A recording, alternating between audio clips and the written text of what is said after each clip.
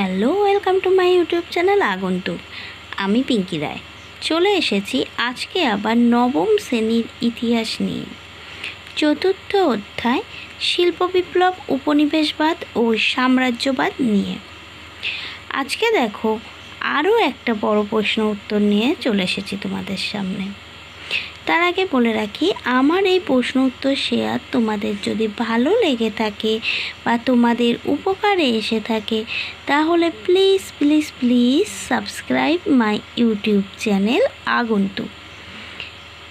আর তোমাদের এই ভালোবাসা, সাবস্ক্রিপশান, কমেন্টস, লাইক সমস্ত কিছু আমাকে আরও ভিডিও দিতে অনুপ্রেরণা যোগাবে। তো প্লিজ প্লিজ প্লিজ সাবস্ক্রাইব করুন আমার চ্যানেলটি। মনে রাখবেন, আগন্তুক ইউটিউব চ্যানেল। তাহলে চলো এবারে দেখে নেওয়া যাক কীভাবে লিখবে। ঔপনিবেশিক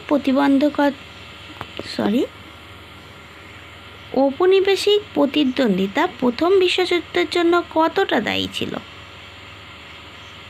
প্রথম বিশ্বযুদ্ধ বিশ্ব ইতিহাসের এক উল্লেখযোগ্য ঘটনা। নানা ঘটনার প্রেক্ষাপটে এই যুদ্ধের পরিস্থিতি তৈরি হয়। এর মধ্যে উল্লেখযোগ্য ছিল যুদ্ধ পূর্ববর্তী ঔপনিবেশিক প্রতিদ্বন্দ্বিতা। 1 নম্বর পয়েন্টস হলো শিল্প বিপ্লব। 2 নম্বর পয়েন্টস প্রতিদ্বন্দ্বিতা। 3 নম্বর পয়েন্টস জার্মান।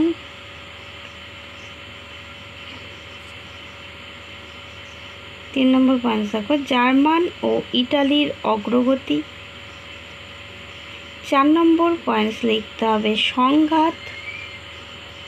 দেখতে পাচ্ছ কিভাবে এগোচ্ছি আমি, সংঘাত। এবং সব শেষের পয়েন্টস হলো উপসংহার। ঠিক আছে, এইভাবে পুরো উত্তরটা তোমাদের কমপ্লিট করতে হবে।